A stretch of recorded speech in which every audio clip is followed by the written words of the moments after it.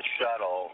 One is back in the Russian segment, and one is right behind the camera here in the U.S. laboratory. So we had some backup capacity, but I will tell you that it was a pretty big effort. A lot of parts were changed out. A lot of this corridor would have been blocked with components. And it's handled very conservatively when we fix something like that, because things that may not seem as critical on Earth become pretty critical in space. Julie, I want to ask you a question because you're our neighbor from Montreal. Your second trip into space, how different is that from the first trip up like Chris is experiencing, and how is our rookie astronaut from Maine doing?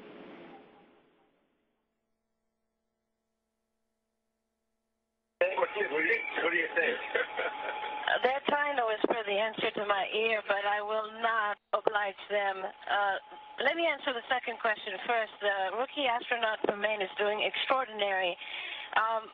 I knew what a spacewalk was before because I've flown before and I've had spacewalk on my flight, and I've trained for many years with spacewalkers. But the last 3 spacewalks that we've done out of 5, I've realized again how hard and how complex and how difficult and how dangerous it is to put yourself clad in a suit, walk outside for several hours with nothing to eat, unable to scratch your nose if something happened, and having to do a really tough work with very, very little margin for error. And I have here my colleagues right behind me who were doing their first spacewalk just a few days ago, and have done absolutely outstanding, even in the books of veteran Dave Wolf, who has done 7 in his entire career. And tomorrow they're going out the door again, including Chris, but this time leading the spacewalk. So that tells you exactly how he's doing. He's doing just phenomenal. And as far as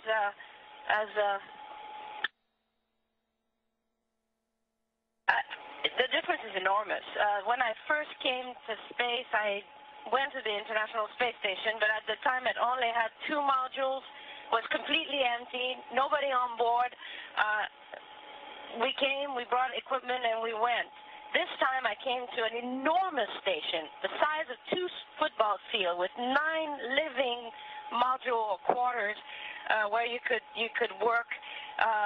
Already 6 people on board from different nationality. It was just a completely different world.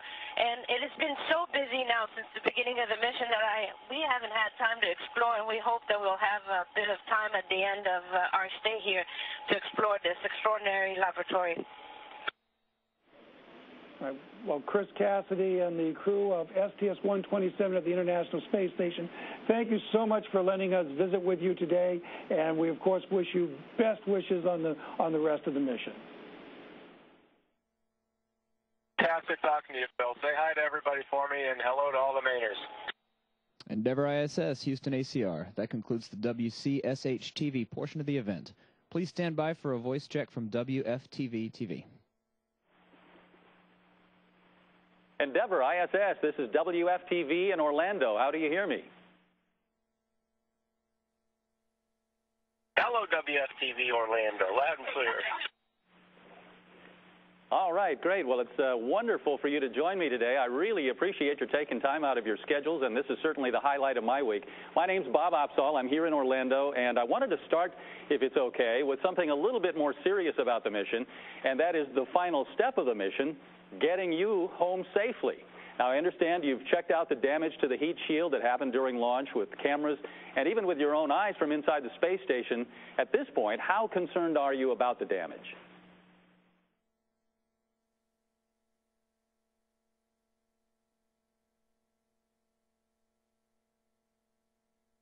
Actually, we're not concerned at all. We know that some pieces of foam fell from the tank, but right off the bat, we had some of our crew members that took pictures of the tank to start the analysis. Then on the second day of the flight, we conducted some inspection of our thermal covers. We found nothing of significance, and we didn't even need to do a second set of inspection, which was planned for flight day 5. We didn't do that one because it was not necessary. So once we undock the space station, we'll plan another set of normal inspections, and we'll be clear for the entry. All right, well, we're looking 3,000 degrees at Mach 25 always gets your attention, though. Ooh, I can imagine. I can only imagine. Now, yesterday, and I guess this would be addressed to the spacewalkers among you, yesterday you had a little bit of a problem with one of the spacesuits in terms of CO2 levels. How scary an event is that for you when you're outside the ISS like that?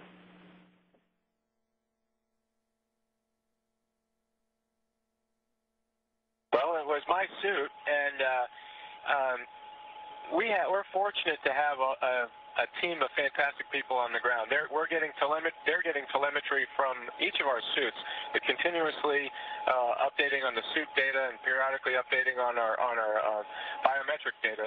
So they're keeping a trend and a path of all the intricacies of the suit, and they're able to detect any problems long before we inside would have any idea. In fact, it was a total surprise to me that the CO2 was climbing high, and when we aborted in conservative numbers, so I felt no symptoms and was really not that concerned. I was confident that they had my safety in mind. This you get from a Navy SEAL who's done a lot of this kind of thing. It can get your attention out there doing that too. Yeah, I'm sure he stays calm despite any situation like that. Have you resolved the problem with the suit?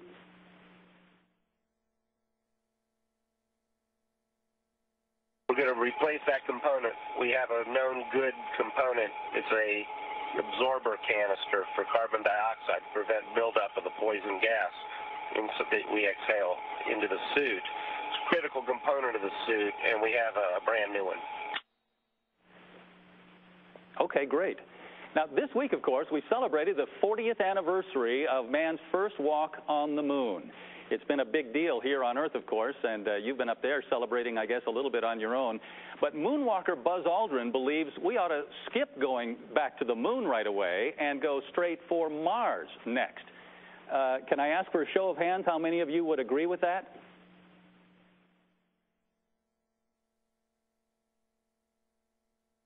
I'll tell you, there are a lot of smart people that are working on that sort of thing, working out the best priorities for us.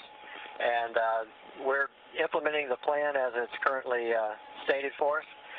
I think we would all love to go to the moon. We all love to go to Mars. We train for space flights, and that's what we love to do. And so we'll leave the planning to the management. Okay. Good political answer. But I wanted to check with you about that trip to Mars. You said you'd love to go to Mars, but what would be the most challenging part for an astronaut of a mission to Mars, which, of course, would take many months?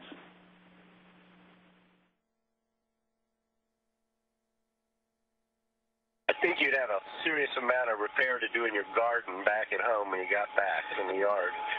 Really, taking care of your things on Earth is a big problem, and missing the people you're away from is a big problem. And in the spaceship itself, of course, the deconditioning, the physical deconditioning we go,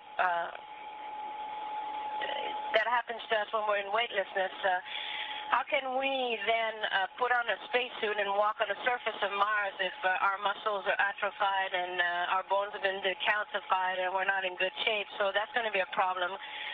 We're going to be subject to an enormous amount of radiation. And one big difference between what we're living here in station, where we're orbiting the Earth all the time, we can always look down at the Earth from a window and see the most spectacular view out there. It is so interesting that you never get bored. But on the way to Mars, it's going to be a little boring, all these months crammed into a spaceship. So we'll have to find ways to fight that as well. Maybe bring along some movies or something. Thank you so much for talking to me today, and I wish you Godspeed and a very safe trip home.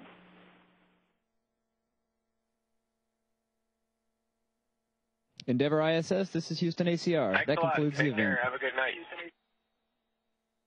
WRAL-TV, WCSH-TV, and WFTV-TV. Endeavor ISS, we are now resuming operational audio communications.